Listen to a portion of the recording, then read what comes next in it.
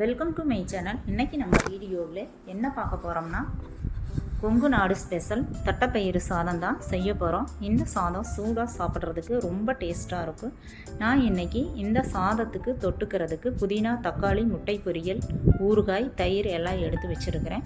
இந்த புதினா முட்டை பொரியல் எப்படி செய்கிறதுன்னு அடுத்த வீடியோவில் உங்களுக்கு செஞ்சு காட்டுறேன். இப்போ வாங்க தட்டைப்பயிறு சாதம் எப்படி செய்கிறதுன்னு பார்க்கலாம்.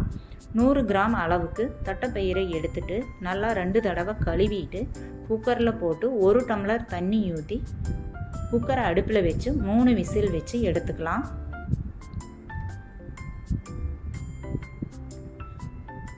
குக்கர் விசில் வர்றதுக்குள்ளே அரிசியை நல்லா அரை மணி நேரத்துக்கு ஊற விட்டுறலாம். இந்த டம்ளரில் 1.5 டம்ளர் அளவு அரிசி எடுத்துருக்கிறேன். 200 மில்லி டம்ளர் இது. அரிசியை நல்லா 2 தடவை கழுவிட்டு ஊற விட்டுறலாம். இப்போது பயிர் நல்லா வெந்துருச்சான்னு குக்கரை ஓப்பன் பண்ணி பார்க்கலாம். இந்த அளவுக்கு வெந்தால் போதும், ரொம்ப குழைய வேகக்கூடாது. அப்போ தான் சாப்பிடும்போது வாயில் கடிபடும்.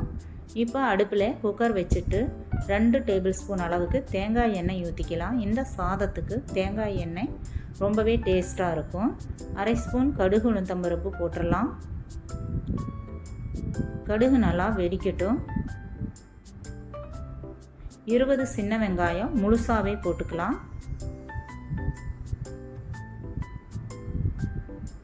1 பெரிய வெங்காயம் கட் பண்ணி போட்டுக்கலாம். 2 பச்சை மிளகாய், 2 காஞ்ச மிளகாய் போட்டுக்கலாம். 6-7 பல் பூண்டு போட்டுக்கலாம்.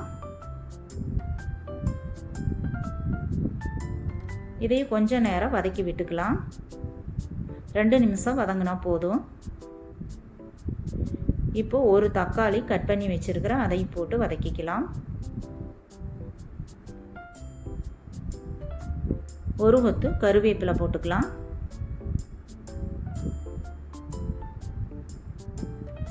அரை ஸ்பூன் ஜீரகம் போட்டுக்கலாம்.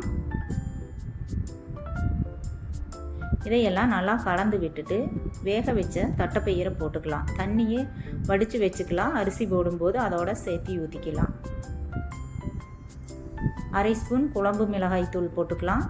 கொஞ்சமாக பயிருக்கு தேவையான அளவு உப்பு போட்டு ஒரு 2 நிமிஷம் போல் பயிரை தனியாக வேக விட்டுறலாம். உப்பு காரமெல்லாம் அப்போ தான் பயிரில் இறங்கும். இப்போது ஊற வச்சிருக்கிற அரிசியை 1க்கு 3ங்கிற அளவில் தண்ணி, 1 டம்ளர் அரிசிக்கு 3 டம்ளர் தண்ணி, தட்டைப்பயிர் வேக வச்ச தண்ணி எல்லாவையும் கலந்து இதோட ஊற்றிடலாம். சாதம் நல்லா கொதித்து வெந்து வரட்டும். சாதத்துக்கு தேவையான அளவு உப்பு போட்டுடலாம். மொத்தமாக 1.5 டேபிள் ஸ்பூன் அளவுக்கு கல்லுப்பு போட்டிருக்கிறேன். நல்லா கலந்து விட்டுட்டு சாதம் நல்லா கொதித்து வரட்டும்.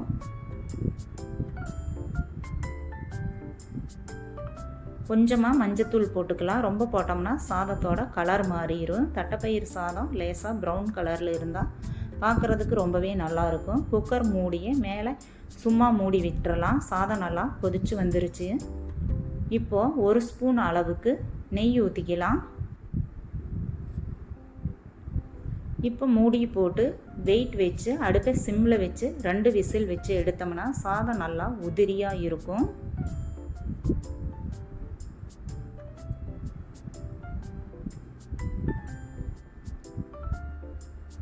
விசில் வந்து ப்ரெஷரெல்லாம் ரிலீஸ் ஆகிருச்சு. இப்போ குக்கரை ஓப்பன் பண்ணி பார்க்கலாம். சூப்பராக தட்டைப்பயிறு சாதம் ரெடி ஆகிருச்சு. சாதம் நல்லா உதிரியாக வந்திருக்குது.